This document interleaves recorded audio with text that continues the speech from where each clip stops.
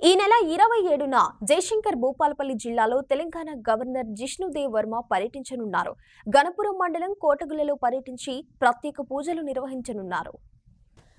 ఈ నెల 27న కోటగులలో తెలంగాణ గవర్నర్ జిష్ణుదేవ్ వర్మ పర్యటించనున్న నేపథ్యంలో జిల్లా అధికార యంత్రాంగం అప్రమత్తమైంది. 27 సాయంత్రం 3 గంటలకు గవర్నర్ పర్యటించనున్నారని జిల్లా కలెక్టర్ రాహుల్ శర్మ తెలిపారు. అధికారులు వారికి కేటాయించిన పనులు పూర్తి చేయాలని, ఆలయ పరిసరాలలో పారిశుద్ధ్య పనులను నిర్వహించాలని అధికారులను కలెక్టర్ ఆదేశించారు.